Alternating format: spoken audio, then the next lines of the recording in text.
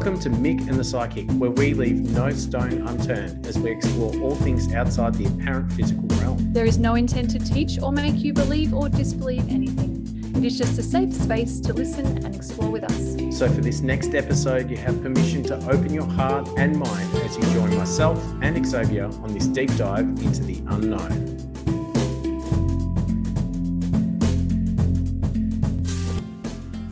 People have been using it during labour. It's just so special to me, like knowing that these little souls are coming through to the tones. This is going to be a fantastic episode of Mick and the Psychic because we have in our presence the beautiful Valli Maine. Valli grew up in a musical household in central Victoria where her mother was a musician who loved to sing and was passionate about fostering creativity in children. She did a good job, obviously. She grew up with a love and appreciation for animals and nature and, of course, singing and songwriting. She went from playing songs with friends in the park as an early teenager to supporting artists like Paul Kelly, Augie March, Tex Perkins, Tim Rogers, and probably a whole lot of other Australian folk royalty. After having her son, though, it seems things went more to her understanding of vibrations and energy.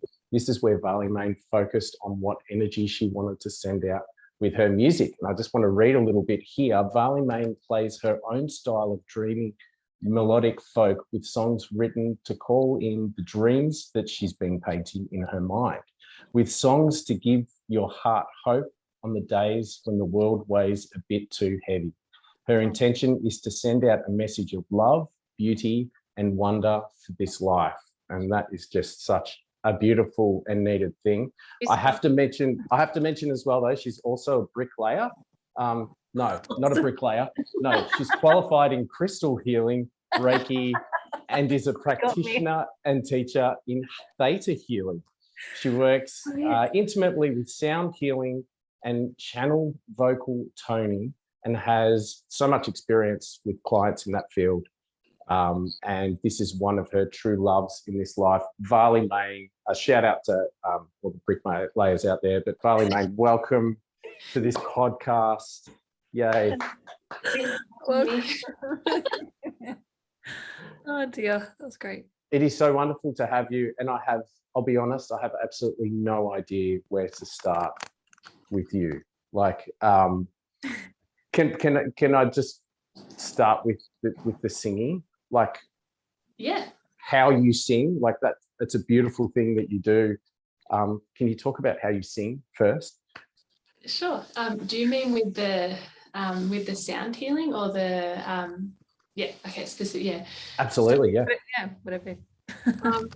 That's like a thing where I'm not like, I don't necessarily feel like it's me. Like I know that it's me, but then it's just something that comes through. Like channeled intuition, like coming through you. That's yeah. And it's something that like I've always done, but then I was always like scared to do it around people, so I mainly just kept it to myself. And then when I was pregnant with my son, I was just thinking about like what I wanted to do with my life. Like at the time I was studying aged care and with the intention to look after my nan, and then she passed away when I was pregnant, and I was thinking, like looking into the future, and I was like, I don't want to do aged care. Like I love helping people, but I just didn't feel happy when I would think about it, and I'd always never particularly felt like I fit in within the system, and like all the jobs up until then were ones where it's like, oh, this is considered a real job or that's considered a real job, and then tried to sculpt my life around that, but I was just so miserable. And so when I was pregnant, I just thought about like the kind of mum that I wanted to be and the values that I would like to instill in children, and I was like, well, I want them to know that they can just be themselves and that they can do anything, and that they don't have to like try and fit into society, that they can just dream up their own life. And I was like, well, if you're not brave enough to do it, then how can you expect them to? Yeah. And so that's when I started studying crystal healing, and then it was when I was pregnant. Oh God, they've just started doing roadworks out. Of course I have. Yeah. Don't worry. Hopefully stop. You don't have your on air sign in front of the house because you're doing the podcast. We all put a red flashing on air sign. We can still hear you fine, and I can still hear you. It's okay. probably horrible for you, but it's fine for this side. Okay, cool. It's moved fast. Hopefully. Sounds like sound healing anyway. It's like this vibration that's going in the there's background. this tone in the background we can kind of hear. It's weird. You're really good at this, Valli.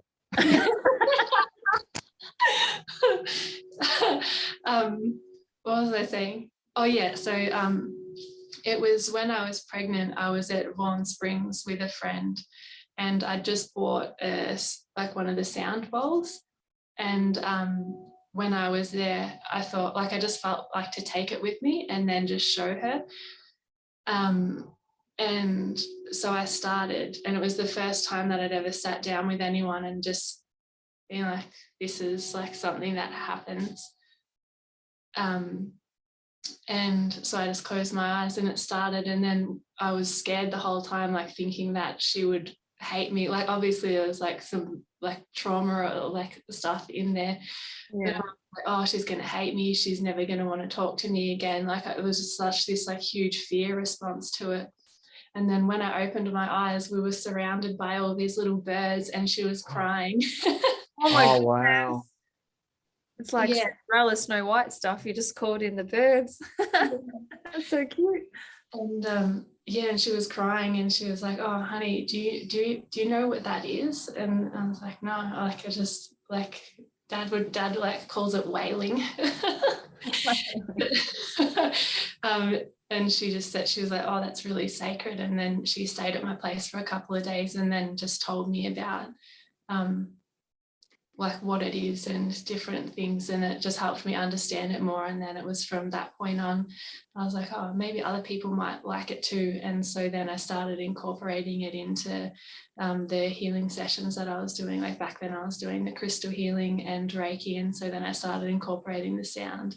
And then these days I'm just do like the sound healing and theta healing. Awesome. Yeah. But that's how I started, and then it just went from there. Yeah. I think a lot of people, particularly people that have certain gifts that they might think is weird or strange, could probably relate with that they don't feel like that they can really do it because they think either it's silly or people will judge them. Took a lot of bravery for you to sit down with this person, even if it maybe was irrational that she's going to hate you, unless she was crying in hatred. Like, who knows? She was that angry. She was crying. Crying in pain. What was it that gave you that courage to just, was it something that was inside you that it was just like it had to come out, or did you just? Yeah, something. I was just like, it's like it was just a feeling of like I feel like I'm meant to show someone this.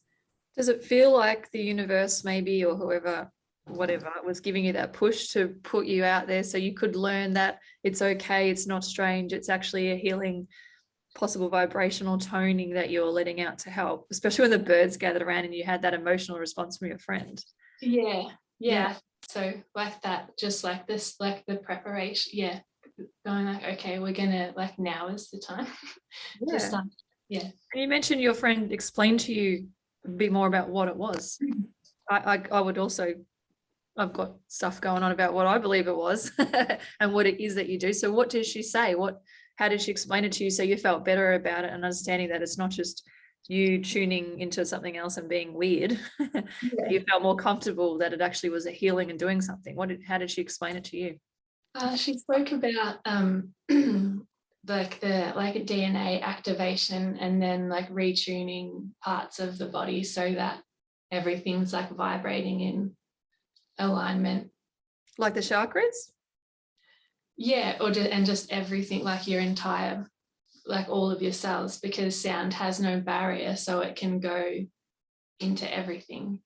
And but there was a lot of stuff about like DNA activation, and then all of these things that I can't even remember how to repeat. And then when she was talking, I was just like, it's fine. I don't even need to understand. We speak when you don't like, well, technical jargon, but in the spiritual, when you're not sure how to explain it, you just know you're doing a good thing. It's more something that I just, I don't even necessarily feel like I need to know how to explain exactly what it is, because how can we even say exactly what something is? Like for me, it's more just like a feeling thing. Like I know how I feel beforehand and then after, and I can see how people feel, like if they like come in for a session, or I do like group sound healing classes, and how someone can just walk in like feeling really stressed and high strung and then just leave like little floating clouds. And so for me, it's more about the feeling of it instead of mentally articulating. Some people are so good at mentally understanding it and then articulating it, and I really admire that quality. I think the biggest flaw to this entire podcast is we're talking about things that are actually beyond an intellectual. So you don't think your way into this state. You don't intellectualize how to heal someone with your mind. And maybe the reason why you can't put it into words is because your intellect, it's irrelevant to what you're doing anyway. And if you could understand it, then you're probably not doing it right, because it's in your thinking mind. That's the problem with this podcast. We can't actually intellectualize a lot of the stuff that makes no sense. But what we can do is talk about the experiences that we have. That's the only thing that we can only point to what it is, or maybe point to what it's not. You said that like before this moment, this is something that's happened before, and your dad's probably been really helpful to you, saying that it's just, what's this wailing? He doesn't like it. Like he's just like, oh, it's so shrill. And I feel really bad saying it though, because like my dad's awesome, by the way. Like I love my dad. He's supportive. He's supportive, everyone. He loves my acoustic music. I wonder if sometimes when people are averted to a sound, whether it's not personal because it's your daughter, but it's like, he wants to like it surely because it's you. But sometimes we don't like tuning in and hearing some sounds because we're sort of resisting the healing that comes with it. It could potentially be something like that. Yeah, like solfeggios. Do you know what solfeggios are? The tones and the hertz, and you can look them up on YouTube, and you probably tap into some of those when you're singing even, and they have different healing vibrations and frequencies. And sometimes, like I know my daughter, she plays one and just the tone without the music with it, and some people just like, oh, that's like, don't want to hear it. It's like, well, that's interesting, because that one's supposed to help you connect with your heart and love yourself more. Why are you resisting that? So maybe he's got something he's not really ready to heal yet. What are your thoughts on that? Maybe potentially. You never know. There you go, Dad. Call up. You need help. Come in. Come have a session with me. Yes, maybe the bowls instead. Work him up to it or something, and then I think he's been exposed to enough.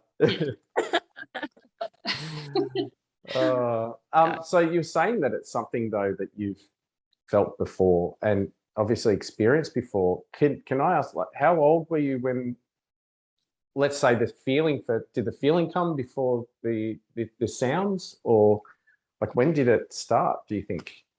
Well, I feel like I spent most of a lot of my childhood in just like a dream state.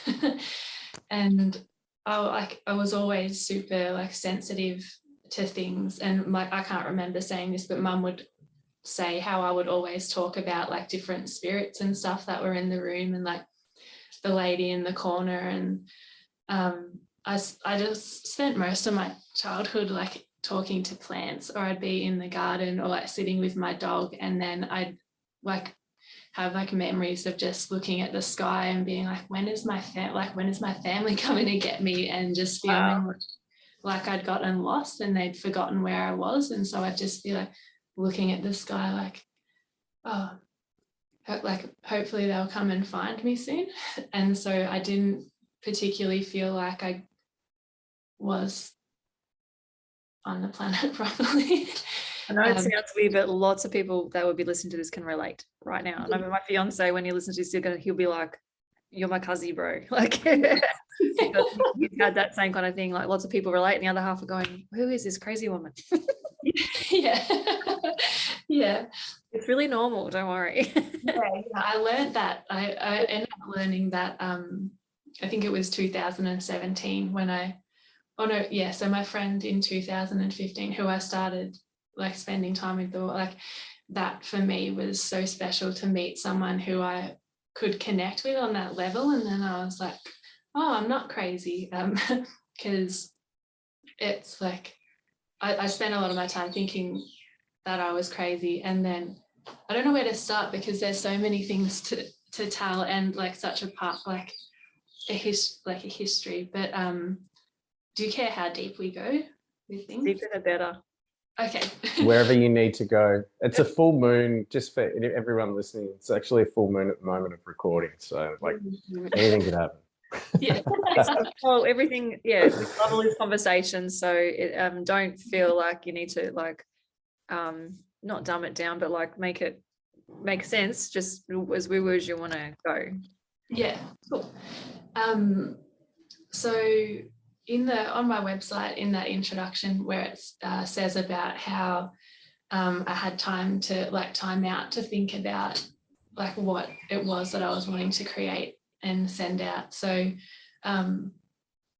I used to play, so I played like acoustic music for a long time, but I was an alcoholic from the age of 11. I had sexual abuse when I was like a little kid. And then that turned into being an alcoholic and a drug addict from the age of 11. And I was just a hectic, like it's just a very hectic life. And then I since learned, like from delving in, like doing all the work that I do, I think a lot of it is the reason why I'm so interested in healing work, and particularly like theta healing, because you go a lot into the subconscious mind and the psychology and why we behave the ways that we do. And knowing that there's always a reason, and it fascinates me. I've really loved delving through my mind.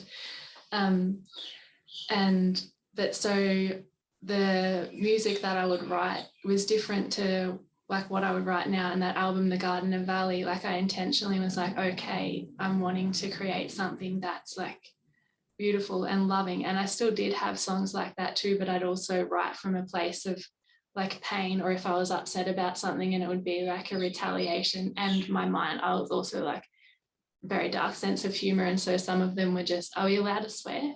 Or yes, absolutely. Like some of them were just real fucked up.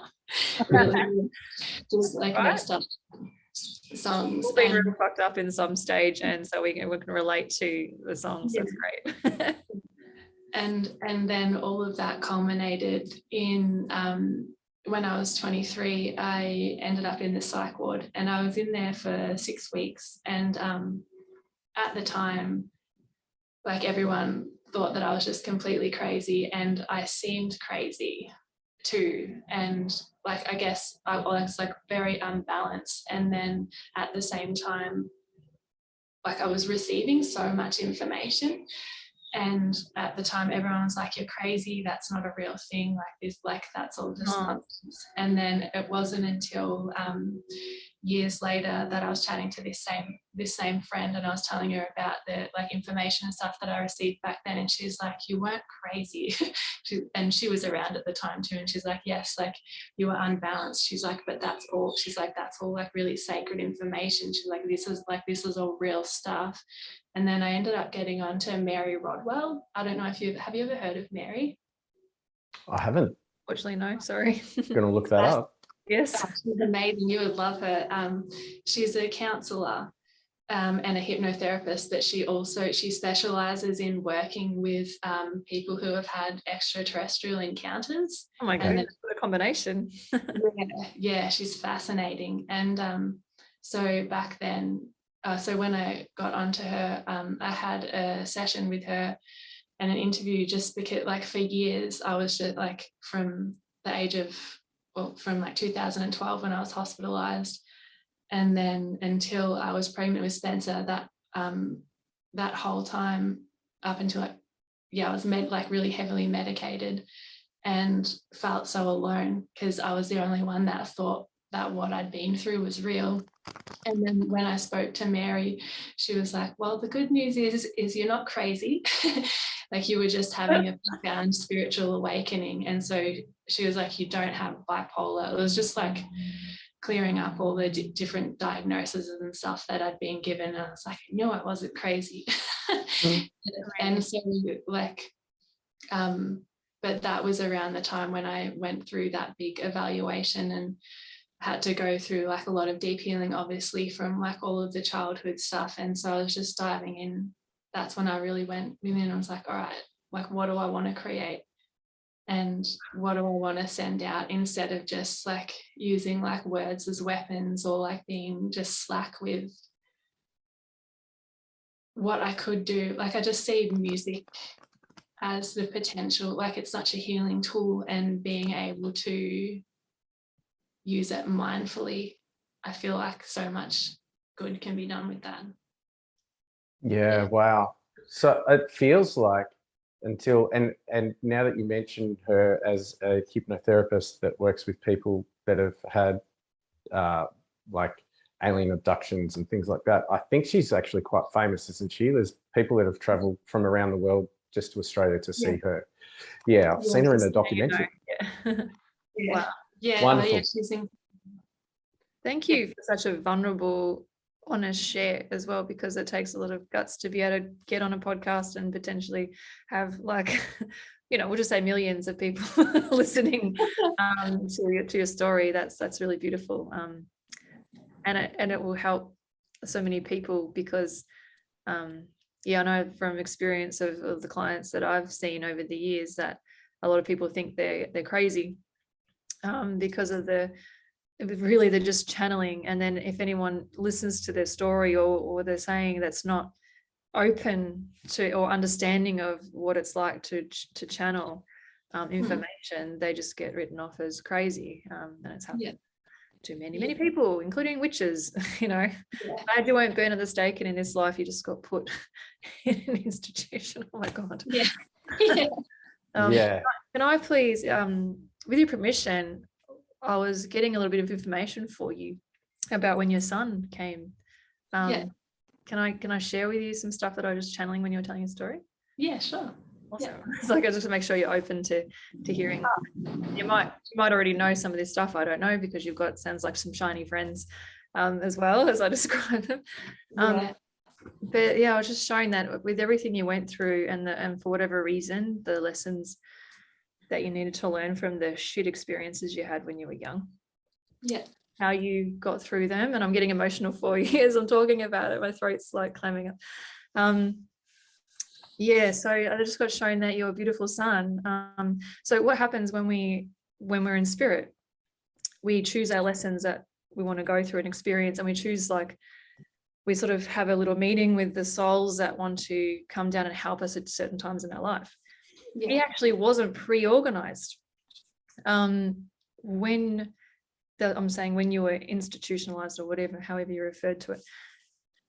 Sometime in that you actually send out the message, I don't know, intentionally, like you might not have logically thought of it, but your soul did, and said, okay, we need to help her bring in the inner child fun and innocence that you missed out on. And so that's when he said, I'm coming, and he's been with you many times before. I'll come and be that energy to come into your life, to change your life and turn it around, to give you that inner child light energy fun, so you could connect with that. And I'm getting emotional, so I've got all red. I'm feeling all the love. And so I just all the love from him, and how many times you've been together. Yes, he came through to save you. I'm sure you're relating to that, because it's a big smile on your face. To help you turn everything around. But it's more of a focus on the inner child, helping you have that fun and playtime, because in that timeline, and Michael understands this about timelines of child because he's a hypnotherapist. That inner child of yourself is just screaming for that innocence and fun and not wanting this serious shit anymore. That's why he came to save you. Does that make sense for you? Yeah, and he's a real tripper too. Like, he's so funny. Like, he's just he's hilarious. Like, he just makes me laugh all the time. But he really did, like, the timing when he came in was so perfect, because a week before I found out that I was it was like just before I found out that I was pregnant with him, a friend of mine decided to leave end her life. And it was the closest that I'd been to relapsing. Like, I wanted to start drinking again, and then I found out I was pregnant, and I was like, oh, new life. And it was just that, like, the symbolism of, like, people coming and going. And but when with the thing that I had happened, like, before I got locked in the psych ward, in the encounter that I had, it happened in front of people at a party, and I didn't know until afterwards, because I just thought everyone could see what I was seeing. And then Mary spoke about that, like, how there can be like an overlap, like how they can like overlap themselves over reality, or that they can like choose who can see them or not. And so for like however long it was me, this like, it looked like I was talking to nothing, but it was like two beings from like all these different races. There was like at least 7 different types of beings there, and 2 of each of them. And I got in trouble, basically. Like there was like, this isn't what you came here for. And I had like this full life review and just watched everything and like how far I'd gotten off course. And then and I'd always wanted to be a parent. Like, even when I was a little kid, I would talk about the kids that I was going to have. And in that interaction, it ended with them like basically like saying that I need to sort myself out. And then they're like, we want to make sure that our children are going to be safe with you. And then they stepped forward with these like different colored, like a few different colored orbs. There was probably like 12 orbs, and obviously they're not going to be all mine, but like maybe they'll be a part of my life. But they had these little orbs, and I think Spencer might have been the blue orb, because like from the age when he was, as soon as he could speak, or even before he could speak, it was when I found Mary, and she had a video where someone was speaking like in an extraterrestrial language. They were channeling it, and he was just on the floor playing. And as soon as he heard this person start speaking, his face lit up, and he was like trying to reach for the phone, and he was pointing at it, and he was like so excited. He was just like, ah. And then as soon as it stopped speaking, like as soon as she stopped speaking, he just went back to doing what he was doing. I was like, oh my God. And then when he could start speaking, he would talk about his friends that would come and take him through the wall. He was like, he's like, they come through my wall and then we go for a drive. And I was like, oh, okay. And then like he's talked about the blue animal lady that would come and see him. And she was there like at the meeting, this like beautiful like blue animal that actually had like these like cat eyes, and he'd talk about, he'd be like, oh, I want that animal lady to come back, and like he like really likes her. So, oh my goodness. Do you feel like you're kind of annoyed? Do you feel like they don't trust you, that they're coming back and checking up? Like, it's like, I told you I'd look after them. Why do you keep coming to me? No. How lucky are you? Like, so many people with listeners going, I want to get told off and put on the right path and see all the bloody beings, and like that is amazing. I don't see stuff as visually as you. That's so cool. with my drug and alcohol work background, interventions aren't fun, and interdimensional intervention would have been quite confronting at a party. Like what intervention? That's what she got. That is. Did people witnessed you in that interdimensional intervention? So was that, and that was seen as a and look, let's be honest, fair enough.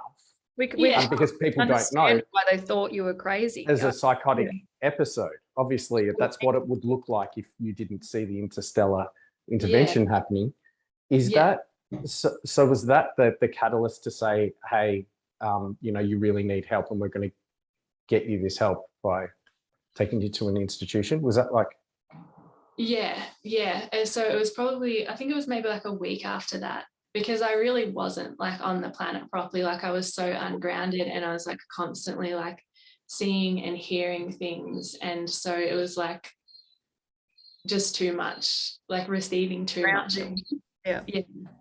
And then now, like I still receive information all the time now, but I'm just like, oh yeah, like, okay, like I don't really like attach to it like I did back then, or I'll like hear something and I'm like, oh, okay. And then I'm like, I'm just gonna keep living my life now because I got stuff to do. So it's like, it's that back then I was just like, oh my God, like, what do you mean all these things are happening? And then just like hearing about all this like corruption and stuff that was happening on earth, and I was like so distressed about it. And then everyone was like, what are you talking about? Like that's just crazy. And then and then years later learning that as like a thing, it's like, oh, okay, well. Yeah, it feels like you weren't resonating with your body on earth, and you're still very much connected to all your family. That's calling them in, and from a young age, obviously, it's because you were feeling like this heavy, dense body that can't float around wherever the heck it wants to is like weird and constricting. And then it feels like now, because of what you've learned, you're coming from a heart space rather than that fearful place of uncertainty and pain. So you're able to tune in without it taking over your life and being confusing for you. Yeah. Wow. Yeah. And too, like with theta healing, that goes into a lot of it as well. And then it's like understanding like the different planes of existence. And then I don't know, it just helped to like round everything out for me. I was like, okay, I feel good about life. Like happy to be. A lot of trauma with the theta healing. So I'm a theta healer as well. And I love that.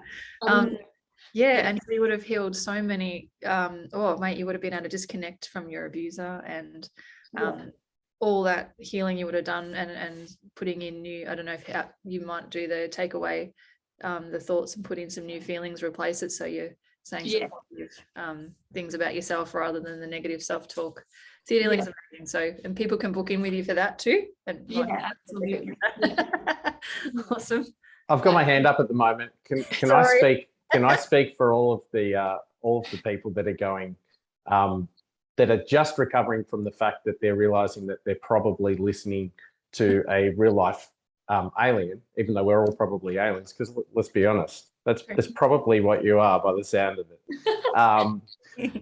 But can I just ask, what is theta healing? Like, not just what does it do, like what is it first, and then like what does it do?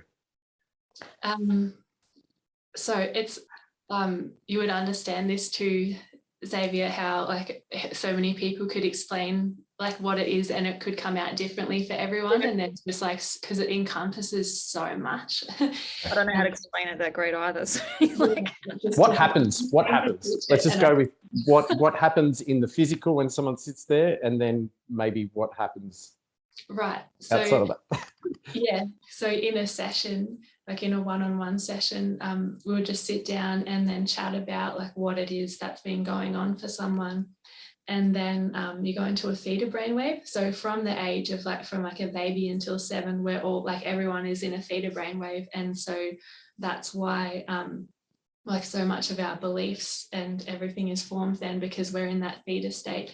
And so you go back into a theta brainwave, and then from that theta wave, which is the wave that's like just before you fall asleep, you can access, it's probably what you go into with hypnotherapy as well. Yes, at a deep level of hypnotherapy, if that's the way you're going, then absolutely. So how do you do it then if you don't use hypnosis? The practitioner who does it, not the client.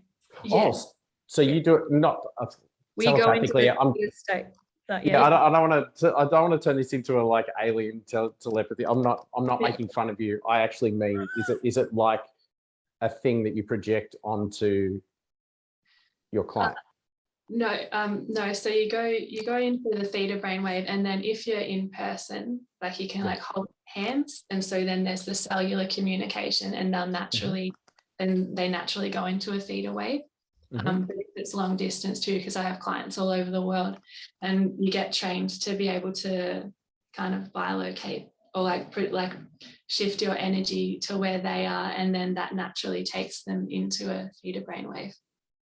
It sounds bizarre, but it's all about the words and how you like what you say, and we have to have our eyes closed and we witness the things shifting, like it's like we see it move, and we ask, we say certain things 3 times, and it shifts, like it just happens.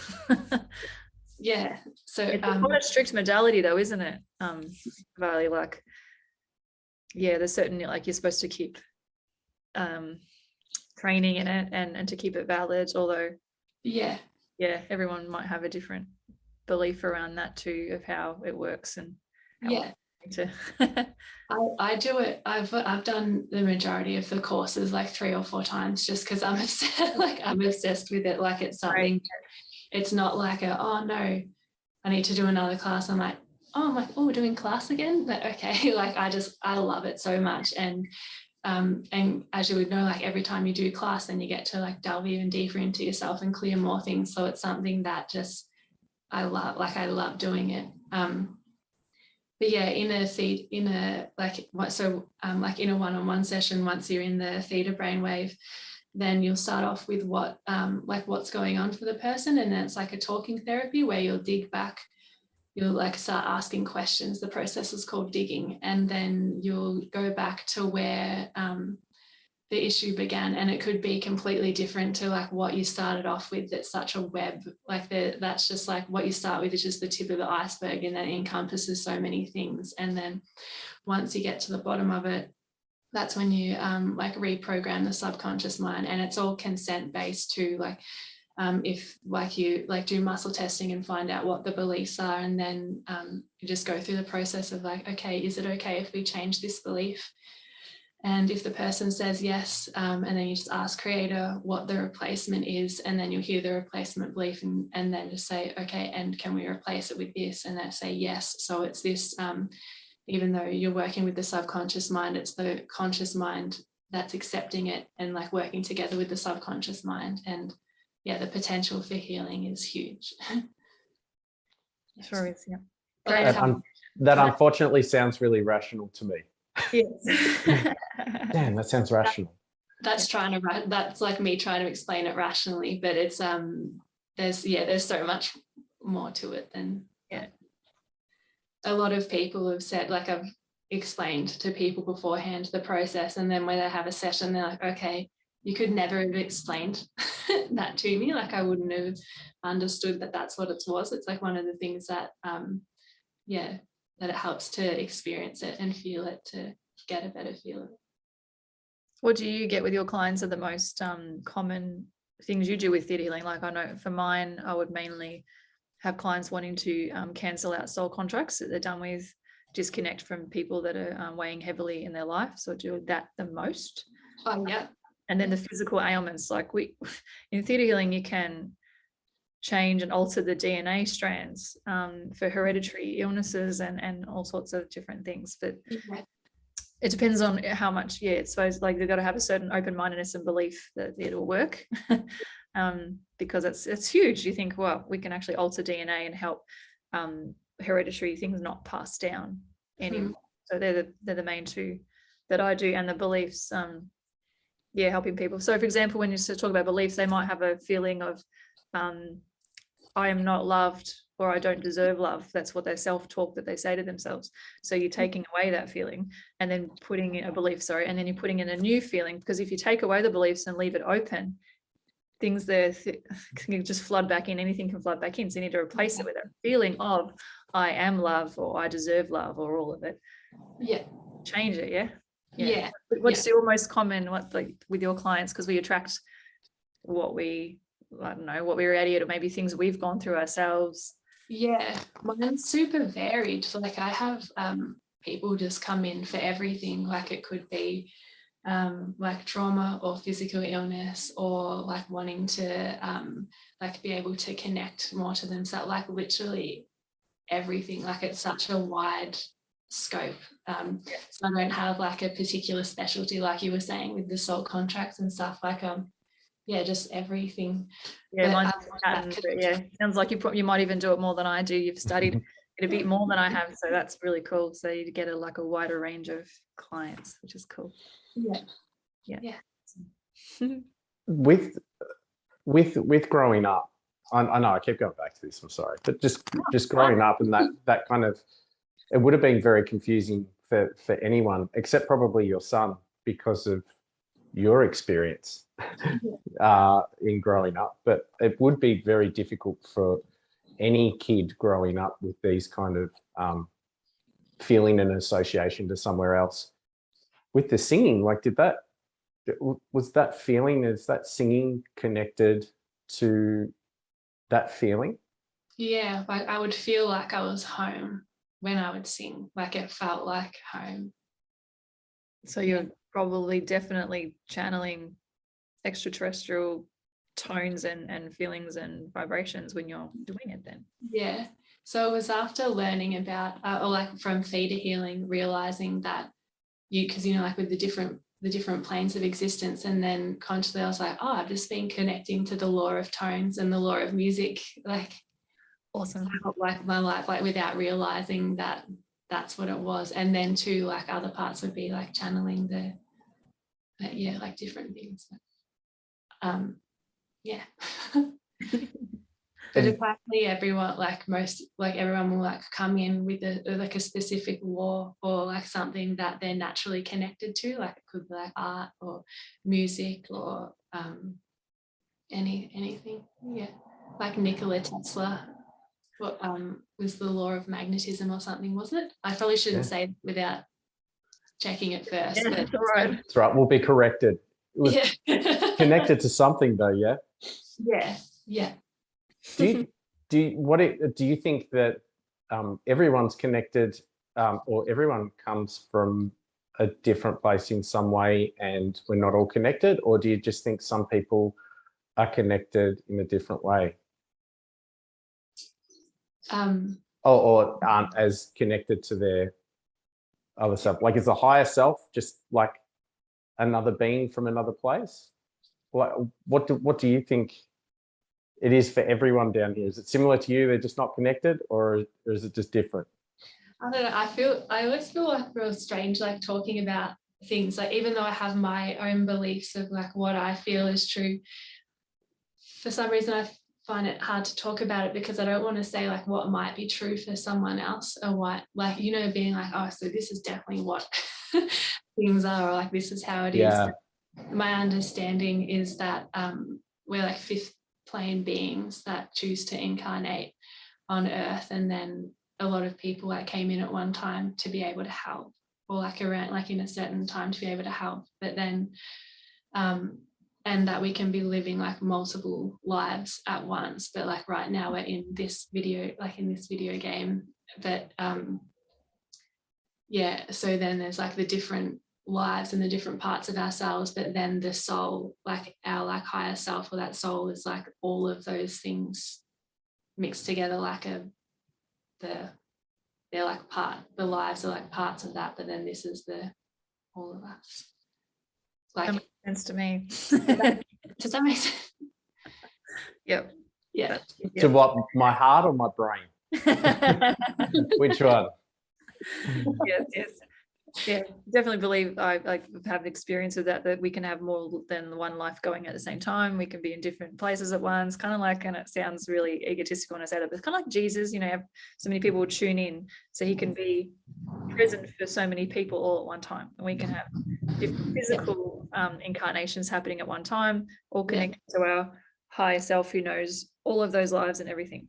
So it's okay to say what, like you just explained, that's what you feel is true, because this is what this podcast is about. Is we're not trying to convince anybody of anything. It's just you listen to the information. Maybe it might open your heart and mind a bit more to possibilities, and you can take it or leave it. So it's okay. Anything I'm saying, I'm not saying it like it's a fact, like it's just my reality, or like what I feel is true for me. But like everyone has their own beliefs around everything, like, and I just love, like, I personally just love hearing people speak, and even like just like different perspectives from, and it's just like fascinating listening to people and it's like, oh, so that's how you see that. And then I think that I get so fascinated too with theta healing, because then you can work how far it will go back, and then I don't know, just getting to like seeing people's minds and just going like, oh, people are so beautiful and so multifaceted, and there's always a reason why we believe what we do. And it helped me to not attach strongly to my beliefs. Like if I was to feel strongly about something or I felt triggered, I'd be like, well, this is just stuff underneath it. Like it's not even real. Like I don't need to get worked up about it. I'll just have a session and sort it out. And then it'll just feel completely different instantly afterwards. So it's helped to like not take things personally, and also not like project. It's very wise. You know what I mean? Yeah.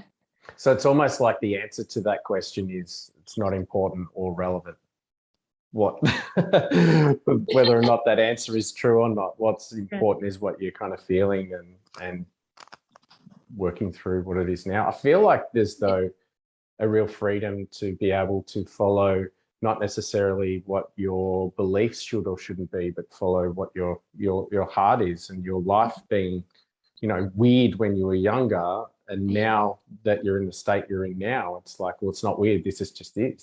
Yeah, it's just how I was. Yeah. I don't know why this just popped into my head. Sorry, it's probably like a little bit of a subject change, but when you said, that reminded me of that John Lennon song where he's like, I'll always be a dreamer and a doer. Is that the quote? Like, I'll always be a dreamer and a doer. And like back then I was always a dreamer, but then I spent so much time like just dreaming instead of doing. And then when all of that happened, it was like this little kick to like, all right, sort things out, because now you've got stuff to do. And it's like, so I'm still a dreamer, but I'm also a doer. And then there's just so much that I want to create, and the like different ways that I want to help and be in this world. And I don't know why I started talking about that. It just popped into my head when you said that. But that's intuition and channeling. It's for a reason, and that's actually a theme that has come up multiple times in our podcast, and that's why you probably said it, because we talk about that. We're not in control of the direction of this podcast whatsoever, so don't try and give that power back to us, because we never had it. It's just come up with our guests. It's great. The same topic of not just thinking about things and expecting them to happen. You actually have to physically go and do things. So that's come up multiple times, and that's fantastic that you said that. So thank you. Great confirmation. Cool. So going on intuition, looking at your life, do you feel like you come across as your whole life as like an intuitive guide, kind of like this crazy podcast? When you started studying theta healing and really embracing some of the gifts that you have or talents, or is that something where did your life change to a more intuitive style, or do you find you still have to intercede with your intellect and make decisions? I lived my life, a lot of my life, intuitively anyway. Okay.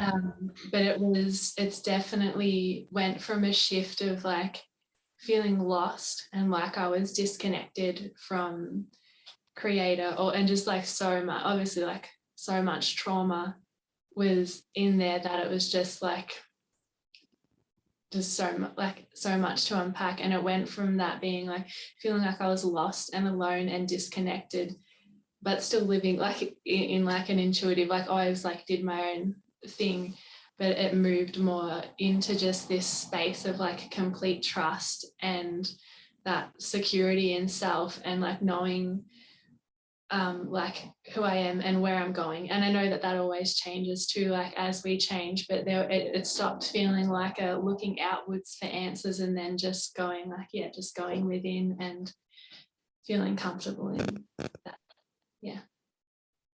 Does that answer that question?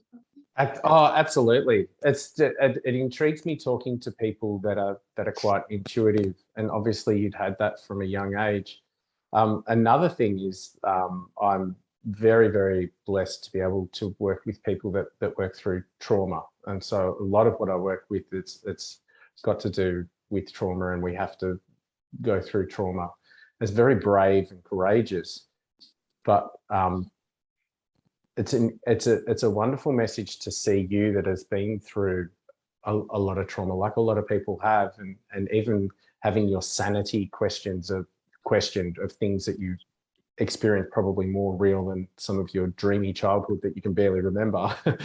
Yeah, to come through and have the kind of effect and living your life as a healer now, and such a well-rounded person. It's quite an inspirational thing for people to see that have been through trauma, to go, oh, this is a part of me, but it doesn't need to destroy me. Yeah, and it doesn't define you either. Yeah. Or define you. Yeah.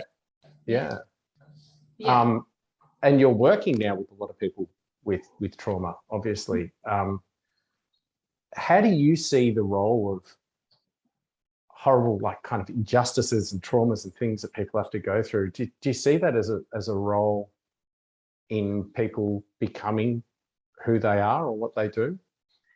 Yeah, I think like it doesn't need to be that way, but then in my personal experience, and then with a lot of people who I've worked with, and then other people that inspire me as well, it's always like, it seems to be like a lot of the like trauma and the suffering and stuff has been the exact experiences that they needed to become the person that they were meant to become, and then do what they need to do. So yeah, I guess that need to go through it, and others you can still help people with trauma, or if you have the training and things like that, but not necessarily have to have gone through it yourself, but it might help. Certain people we get drawn to certain people, so some people want to someone who can relate, who's been there in some way, and other people won't need that. So yeah I feel like, oh well, I guess it can either make you like super hardened, or then it can also like soften you, can't it, trauma in that way, where it's like just brings in that other level of compassion and empathy, and then being able to feel what people are going through, their experiences. Amazing. I'd love to go into, it's a beautiful tone on this end, it's fine. You're worried about the roadworks.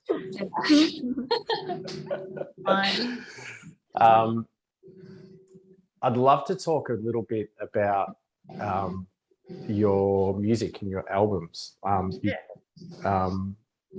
particularly Lucent that you brought out. Can you talk about like what that is and what it's for, if you know, or do you not know what it's for? It just is. It's a bit like what we were talking about earlier, where it can't like define it, but it's one that I knew was coming. Like, I'd been told that there was going to be an album, and then I recorded it with my friend Bowden, and we were together for the last like 3.5 years, but so I recorded it with him, and it was this like knowing of like, oh, something's coming, and then I was like, oh, Bowden, I'm like, we got to record it now, and he's like, okay. And he set up the studio. He's a musician as well, and he has a recording studio. He's an amazing sound. He's the like, I love working with him. And so we just set up the studio, and he's like, do you need to practice, or like, what do you do? I'm like, how can you practice channeling? Like, it's just not the same. It'll be a different message maybe, or something. I'm like, I don't even know what's coming through. And he's like, really? I'm like, yeah, like, let's just get the studio set up, and we'll just have to press record. Okay. He's like, oh, okay. The difference what he's used to. And that's what we did. We just set up and then press record, and we did it over 2 weekends, or like did one, like half of it one weekend, and then the song stopped, and I was like, oh, okay, I think we're done for the day, and then just started again the next Saturday. And it was so trippy, like when we went back and listened to it, the note that I finished off, the last one, was the note that I started on with the new thing like a week later. Like, wow. without even realizing. One would argue there's no time, in the universe, like it's just whatever. So for them, it was just like a minute later, probably something. Yeah. So that, that's all we did with it. And so we didn't, because he was going to like mix, he's like, do we need to change anything? And I was like, no, we can't alter the tones. Like it just needs to be what it is when it comes through. So, we just pressed record, and then it had reverb on it. So it would just be the same as if you're singing in like a room with echo, like a reverb. Yeah. So, and did you have to warm up your voice or anything for it? Like, what do you have to prepare for it, or is it just like, oh, I'm not even doing it, I just like switch off first? Yeah, no, I don't prepare or warm up or anything. Now that I know about like connecting to the different planes, or like going in, connecting to Creator, and then connecting to the planes, then now I consciously do that. Whereas beforehand I would have just been doing it anyway. But now I consciously do that. But I found with the toning, I don't need to warm up. It's different to when with the acoustic music, the process is different. It's just kind of like a sit down, and then it comes through, and then it's finished when it's finished. Wow. And so many people be curious now, be like looking you up so they can listen. Do you have like you can buy it, your Facebook or Insta or something like that you can listen to, or like download online? just buy it from her website, everyone. Just buy it. This is like the cheapest healing you can possibly get. It's already recorded. I'm excited. I actually, like, it's available. Sorry, Michael, because you paid for it. It's actually available on Spotify now. I ended up putting it on there a little while ago. I'm so happy to pay for it. I encourage people to go and pay for it. There's something in that exchange. Only $15 to download. And my $15. My friend hand drew the artwork when she was listening to it, where it was just like I just gave it to her, and that's what she just immersed herself in it for like a week beforehand, and then sat down, and then that's what came through. Oh, that's beautiful. Oh, she's a visual as well. Yeah, it's sacred geometry. She's an incredible artist. But yeah, so it is available on iTunes and Spotify and stuff now, and I have a like a live thing on YouTube and a couple of things, but I don't have a lot on there, and Instagram. But I ended up putting it on Spotify. I wasn't going to, just because it costs like money, so much money to record and do all those kinds of things. And after, like with the Garden and Valley, that was like $3,000 or $4,000. It was like all this money to pay for it, and then you just kind of, if you put it on Spotify, you just give it away for free. And so I didn't want to do that with Lucent, because I wanted to get paid for what I do, or like to have that exchange. And then after about a year, every day, just the message kept coming through. It's like, put it on Spotify. I was like, no. I found you all of tunes. Yeah. Awesome. It was so exciting. I'm downloading everything. Yeah. And so I argued. I was like, no, I don't want to put it on there. And then I realized, like, every day, it just kept coming through. I was like, okay, fine, I will put it on there. Yeah. That is beautiful. The sacred, so for those listening to podcasts, you can't see, but I just found the sacred geometry. Yeah. I want that as a tattoo. Yeah. That's gorgeous. But yeah, so then I ended up putting it on there, but I also too felt really guilty for the people who had paid to yeah. No, and I encourage people to go to your website, because there's something about that exchange. Money's not a dirty thing or a horrible thing, but it's so nice to spend it on something rather than a parking ticket, which is going to cost you $72, or a packet of cigarettes, it's going to slowly kill you. To spend $15 on something so beautiful. It's up to you. I'm not guilting anyone. If you want to go on Spotify, that's fine. I'm sure Valli will find another way to eat this week. That's fine. I'm not guilting you. But yeah, it does help me out a lot when people do buy it. But but I love it. Like, it took you a lot of time and then money that you've invested within yourself to be able to put it out to everybody. So and the healing people would receive from listening, $15 is like not. Yeah.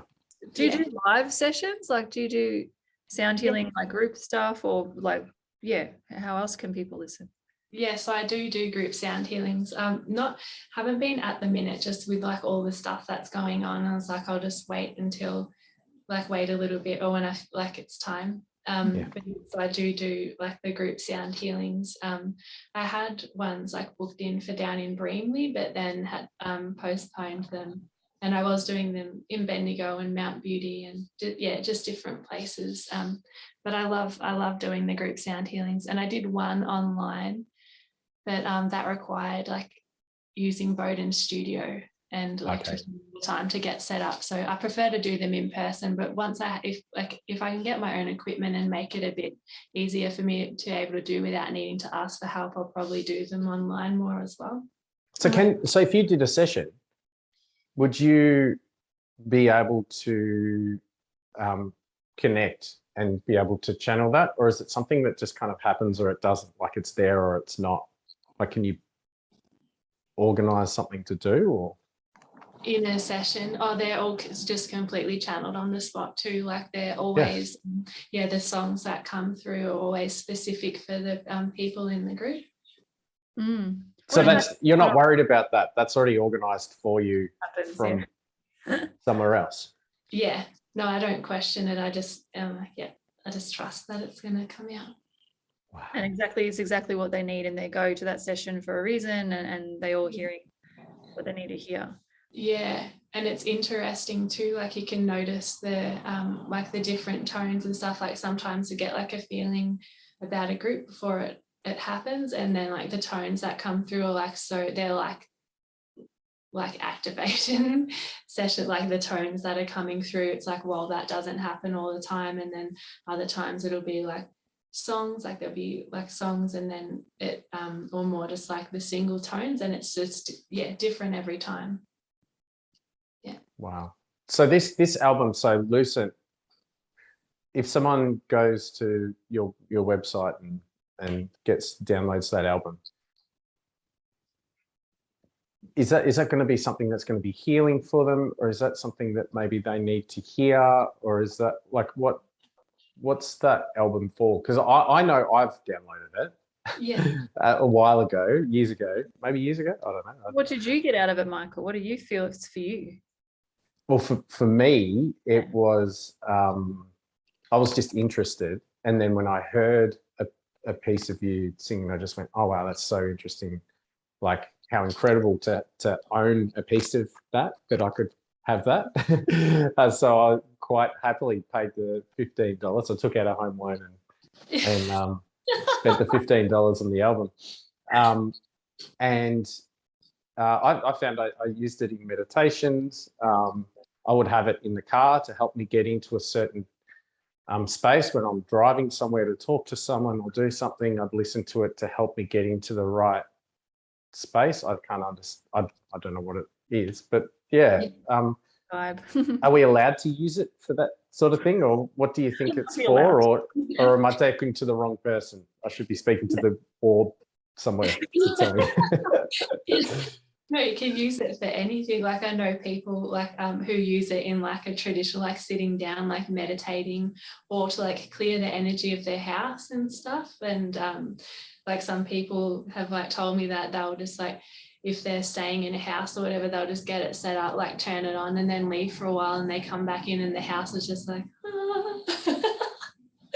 so maybe instead of saging the house, just play the music. Yeah. I'm just being shown as you actually are hitting certain tones of the solfeggio, as we mentioned earlier, with some of your songs. So I know that affects the vibration of water, and we are made up of a lot of water. So you could literally play your songs. You could put your phone in the fridge, play your song, the whole album, and you were tuning all the food because of all the water percentage in all the food, and then you're consuming it. I know it sounds really weird, but you could totally do that, and then raise your vibration every time you eat. I don't know if it's going to have the same effect in a bottle of Coke as it would maybe in a bottle of freshly squeezed orange juice, but hey, it might balance out the Coke energy. That sounds bad. I'm not meant to advertising Coke. Maybe a healthier bottle of Shine. So Samsung, if you're listening, or No. high sense. No, high sense. Start to put speakers in your Yes. fridges. Yeah. You're welcome, by the way. On your bottle of water out in there, yeah. And yeah. you can pay royalties to Valli Maine for the next 70 years of, just a 10, 12 mil a year. You could put it next to crystals, because you do crystal healing too, so you could put it next to crystals and so you can cleanse. Yeah, okay. They're just you can cleanse crystals with. Yeah. They're just showing me there's one with it's Lucent that has the sacred geometry. Yeah. Yep. Yeah. That's what I was just seeing the symbol again. Okay, cool. It's very powerful. Jeepers. One of my favorite uses for it, which just like I have to not try and not cry whenever I talk about it, but is like people have been using it during labor. Oh. It's just so special to me, like knowing that these little souls are coming through to the tones. Yeah, that's beautiful. Wow, what a great way to come into the world. Yeah, I've got the first little Lucent baby on my fridge, on a fridge magnet. The mum gave me a little magnet of the first Lucent baby. And yeah, they've just said how it just completely transforms the experience of labor, because it just said that it was like the calm in the storm, and just feeling that supported and like wrapped up in that. How are you getting your head around the fact that you're here on this planet to bring these tones and songs to the world, and it's so much bigger because there's souls that have chosen to come into the world listening to your music? Yeah, like that's huge. They chose that for a reason. They came at the time to have the mother that chose to play that music, if that's what you believe. But yeah. Whoa. Full goosebumps. Yeah. That's awesome to me. And what does Tex Perkins think about that? Who? Do you think? No, I don't know him. I don't know him. Of course. Yeah. Yeah. Sorry, just pointing out it's very different music, and I'm sure they're on this planet to send that kind of music as just. Yeah. Sorry, ruining the moment. Another one that I love is there's this a person who found one of the live, I went live in a Facebook group. I didn't even have Facebook, I'm not a social media.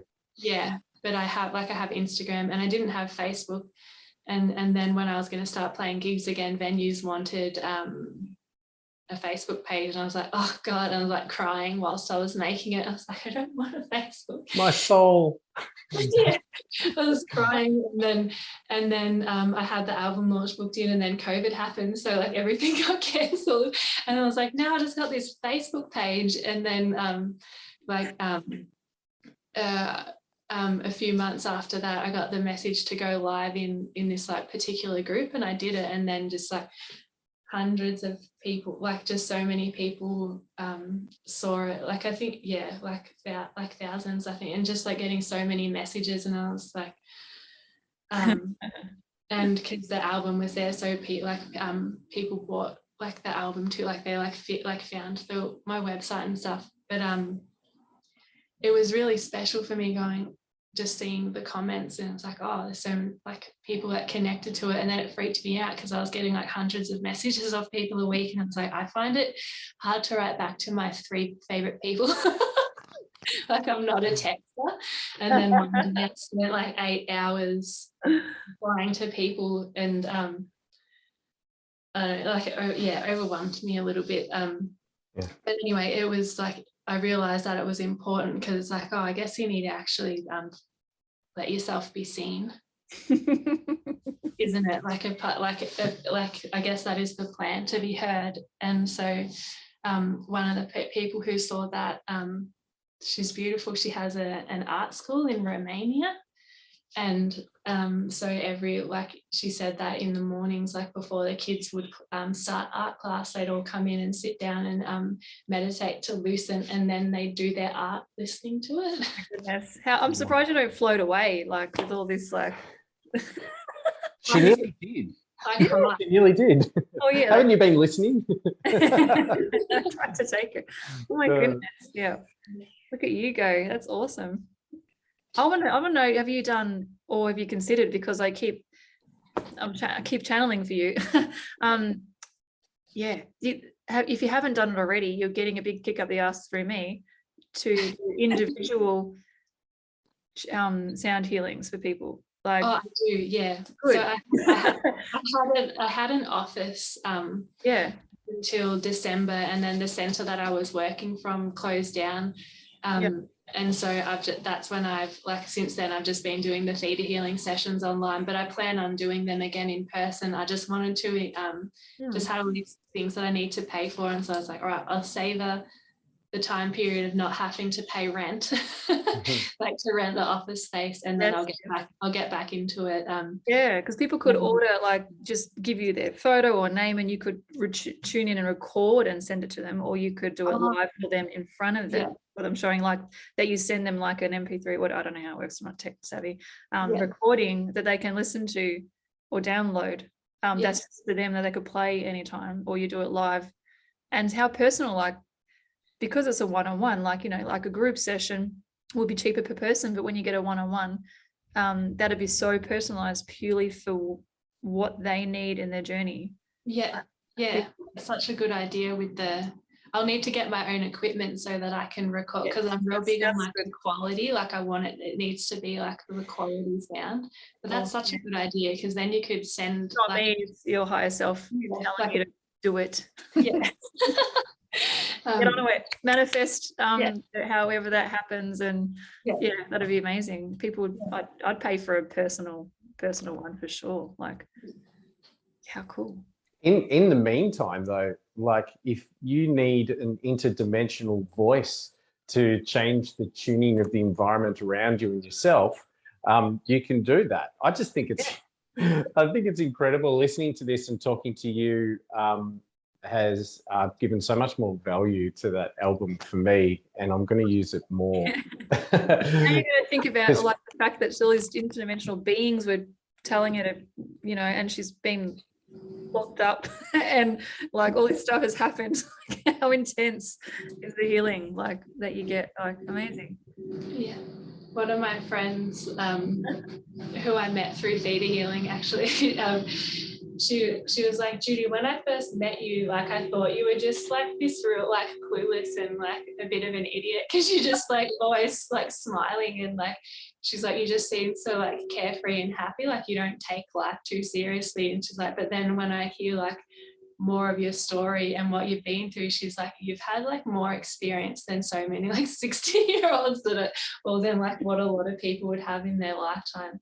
And it's weird, like I've just had so many varied of experiences, but then I'm only like I'm turning 33 soon, so it's like I'm still so young and have so much to learn and experience, but it just kind of is a little bit comical, or just kind of like a joke, like how ridiculous it's like. I feel like I've had a ridiculous life. You're not immersing yourself in this game enough. Like, you know, gamers will be going, no, you've got to, you know, take the bus and walk rather than steal a car and drive it, because you've got to immerse in the world. This is your problem. You're not immersing yourself. Like, take it seriously. You're a human. Right, I'm a human. It's interesting. I've a soft spot for Elon Musk. I bring him up all the time, but I love Elon Musk. But he thinks that we're all aliens, and I agree. Like he's saying rationally thinking, because he's smarter than all of us. Rationally thinking, that makes sense that we're probably the aliens that are here having this experience. So even Elon Musk, he's not woo-woo, but even him from an intellectual point of view goes, look, this is either literally a computer game, or we're aliens. And anything outside of that is fairly far-fetched, and it's like, that's a really good point. When he says computer game, I think of it as a stage. Like a simulation. He says like a simulation. But either way. In one of Mary Rodwell's books, I've forgotten if it's in The New Human or Awakening. It might be in The New Human, and she interviews like people who have had different experiences, and one of them, I can't remember exactly what he was, like a biologist or like cellular biologist, or it's like someone who works within like DNA and stuff. Like they work in like a lab, like in a lab setting doing research, and they found the exact strand of DNA within humans that has been altered, apparently. And it's like this huge finding, because it turns like all like the research from the last 100 years or so just on its head. It's like, oh, that's all completely invalid. Like we can see that we were like where we've been like created. It sounds really like bizarre, but the finding, they never like came out publicly because they would have just been like blocked, and they didn't want to lose their career. And apparently it's happened, like lots of people have and labs have individually made that discovery, but they just haven't made it public knowledge because they don't want to be humiliated. I feel so, can we just have a shout out to the science community? And I know this podcast is Mick and the Psychic, and we're talking to an interdimensional being that sings to us, but I've recognized that. But just a shout out to the scientists, because their work is so important in finding out all of this stuff. Yeah. And their job is to prove that they've always been wrong. Like if you're true science, you're actually trying to find like the facts in things, and you will find out that your hypothesis was wrong, no matter how further down you go. So I just feel for scientists, because, you know, one side of it, dodgy people are holding the truth, but on the other side, it's like, give them a go. Like they're working so hard to prove that they were wrong. Yeah. So unfortunate. And the smarter they are, the more they're going to prove that the things that we've based our science background on is wrong. Archaeologists did the same thing with a lot of the Egypt stuff, where there's been so many new findings to show, well, okay, the Egyptians that we associate the Sphinx and the pyramids to were probably not the ones that built it. It's more likely it was 12,500 years ago because of all the water erosion. But archaeologists in Egypt are like, well, we can't say that, because, you know, this is our biggest money. It's a people from way back, so maybe they wouldn't be as embarrassing as it was on me, or maybe it was them in a past life and they've come back to do it properly the next time because they stuffed it up first. Imagine Xavier, that someone came through and channeled something to say that actually psychics aren't real, it's just, blah blah blah, and then you have to go, what I was doing was wrong, I was actually doing something else. It's the same thing. Deal for these archaeologists. They studied it, they became it, they had reality in it, and it's been ripped away. So I like that you said it as someone channeled Deal it. for them. Psychics aren't real. But kind of doesn't. Sounds logical to me. It's a great quality, isn't it, to be willing to be proven wrong, and then the definition of reality. Like, it's such an important skill to have, I reckon. You don't have to be right. Imagine that, you don't have to be right. And it's okay to say, don't know, I have no idea how that works. It just is. That's how cool is that? It's okay not to know the answer to everything. Yeah. You would understand that too with kids, like the kind of questions that they ask, like, oh, I feel highly underqualified to answer this question, but I'll do my best. I used to try to, when my kids were little, I used to just try to channel the answer because I wouldn't know. That's what I do too. I don't remember stuff.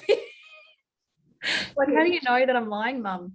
Remember, I played that card all the time. I'm psychic, Even if I just guess, or it's just obvious, I'd say, and I hope they're not listening to this later, just say I'm psychic. And so then they'd be like, crap, she always knows, and then they confess anyway because they can't go past me. Glad you did it too. It's not just me. Cool. Yeah, Spencer, he's just like, how do you always know? And I was like, Spency, No, come on. Good question. Look, we should wrap this thing up, because the podcast can't go for 5 hours. Sure. But one of the things, like with your beautiful son, what have you noticed with him? The little guy that growing up to be here with you, your little blue orb. Or I won't say your, because I guess it's not your little blue orb, it is your son. But what things have you noticed there? Or is it like quite a normal kind of? You did mention he sees things already, didn't you? Yeah, so he would talk about how they'd come and take him through the wall and go for a drive and stuff. But he's just super perceptive, and and real wacky. He's got like an Aquarius moon and Aquarius rising too. So I think he's just like naturally like a little tripper. But just the way that his brain will understand concepts, and he's always asking questions. Like the other day he was asking me, he's like, so mum, he's like, if I want to come back in another body, because I tried to not tell him like how I see the world or like what my beliefs are, because I didn't want to I was like, oh, that's like his mind to make up. So I would for most of his life just try to keep myself out of it in that way. But then he would talk. Okay, can I tell one story about him? Please. When I was pregnant with him, I was in the nursing home, and it wasn't long before she passed away. And I asked her if she believed in reincarnation. And she was like, I don't know, love, but I'd like to think that there's something more. And I was like, well, Nan, if it turns out that you can, like if you get there and it turns out that you can choose, I was like, do you want to come back as my baby? Because I was like, I'd love to be your mum. And she laughed and was like, thanks, love, I'd like that. And then I just kind of forgot about the conversation. And then in my lounge room, I have this like she was an artist, a beautiful artist, and this huge painting of hers in the lounge room. And from like the time when Spencer was little, like it's always been on the wall, and we talk about the different colors. And when he must have been 3. And we were sitting there one night looking at it, and he knows that it's Pa's mum, like it's Pa's mum's painting. And he's like, no, and he changed it, and he's like, no, that's your baby. And I was like, what? And I was like, no, that's Pa's mum. Pa painted it, and he got frustrated, and he was just like, no, that's your baby. And then I realized what he was trying to say, and he was like, that's your baby. He's like, you're going to be her mum. She's like, she's going to be your girl. And I was like, oh, okay. And then it wasn't until that night I was telling a friend about what happened, and then I remembered that conversation and just like tears. Oh, and wow. Coming back as your daughter in the future. Yeah. And Spencer keeps hassling me about it. He's like, when are you having this baby, mum? He's like, I thought we were having another baby. I'm like, gotta find the right person, Spencer. And he's like, well, can you find him? Well, there's ways of doing things, Spencer, and shout out to anyone listening to or watching the podcast. We'll be your wingman and woman now. I'm joking. Don't hassle her. She's not looking for you. I'm waiting for someone. Well, your Nana will be like, with her past life knowledge of the life she just had and other ones, she'll be, making sure to guide you towards the right father that she wants to share the DNA with, and all that stuff to bring you together. Like, yeah, I actually said two girls for you, so I'm wondering which one she is, the first one or the second one. First one, I think. First one, yeah. Next, coming next. He came and found me in a dream when I was 18, and in the dream I was a teacher in this primary school, like a 1-room, it's like stone school. And it was in this valley, and he was out in the bush like collecting wood, and a fire came, and I stayed with the kids in the primary school just to make sure they were okay. And once the fire passed, I went out to find him, but I could tell that he was dead. And I was like crying, and then he came up to me before he left and held my hands and was like, don't worry, I'll come back and find you. And then he started spinning and then turned into a rabbit and ran around me 3 times and hopped away. And like when I woke up, it was the weekend, and I just stayed in bed for like 3 days crying because I was so sad. You're grieving. Yeah, I grieved, like proper grieved, because I could tell it was real. And I missed him so much. And then it wasn't until last year, because I've been like this whole time like, when's my man from the valley coming? So you already know him. Yeah, like I'll probably have to remember him, like meets that like to like properly just genuinely fall in love with him. But I know he's coming.